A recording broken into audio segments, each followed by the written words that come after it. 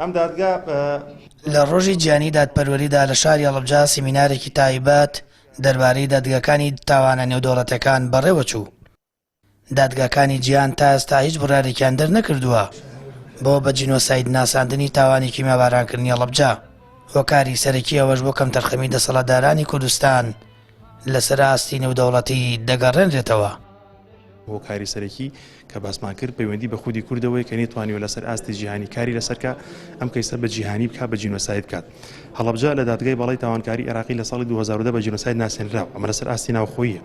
بەڵام ئەوەیە ئێم ئەمانەوێت لەسەر ئاستی نێودەوڵەتیە کە لایەن پەرلەمانەکانی وڵاتانە و یاسایەکی بۆ دەرچێت بە جینۆساید بناسرێت هاوشێوەی ڕواندا هاوشێوەی ئەرمەنەکان و هۆلۆکۆست جینۆسایدی جوولەکە کە لە 48 دەوڵەتی دنیادا بە جینۆساید ناسراوە بە یاسان نەک بە بڕیار. ئەوەی کە ئێمە ئەمانەوێت ئەوەیە و هەنگاوی سەرەکیش ئەبێت لە پەرلەمانی کوردستان و یاسایەکی بۆ دەرچێت و تا ئێستا لە پەرلەمانی کوردستان یاساکەی بۆ دەرنەچووە. تاوانی کیمیایی بارانکردنی هەڵەبجە پاش 33 ساڵ تا ئێستا تەنانەت لەلایەن پەرلەمانی کوردستانەوە بە یاسایەک بە جینۆساید نەناسێنراوە. تا ئێستا هەوڵیان بۆ نەیاوە کە ئەم کەیسانە بدەنە ئەم دادگایە و لەم دادگایە لێپرسینەوە لەگەڵ تاوانبارانە بکرێت.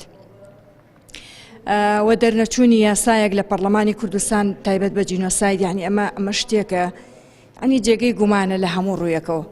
دەتوانم بڵێم حکوومەتی هەرێمی کوردستان لەوانەیە بۆیە هەوڵ نادات کە ئەم دادگایە بڵێن ئەم کەیسانە بگەێنێت ئەم دادگایە بە جینۆسایدی بناسێن و دادگای تاوانباران بکرێت. بە قەناعەتی من لەوە ئەچێ لە 180 ڕوبەڕووی خۆیان بێتەوە خۆیان بدرێنە دادگاکە.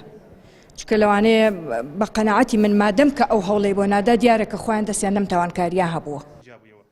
ساڵانە لە ڕۆژی گیانی دادپەروەریدا کۆمەڵی قوربانیانی کیمیابارانی هەڵەبجە پەیامی خۆیان ئاڕاستی دەسەڵاتی کوردی دەکەن کە نەیتوانیوە کار بکات لەسەر ئاستی دادگاکانی جیهان تا هاوشەوەی کۆمەڵکوژەکانی دیکەی جیهان کە بە جینۆساید ناسێنراون تاوانی کیمیایی بارانکردنی هەڵەبجەش بە جینۆساید بناسێنرێت.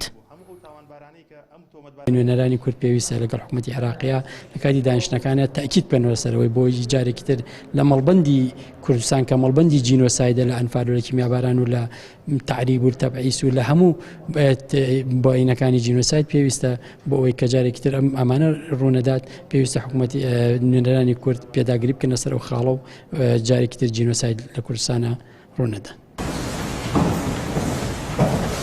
123 دەوڵەت ئەندامی دادگای تاوانی نێودەوڵەتین، بەڵام عێراق ئەندامی دادگاکە نییە.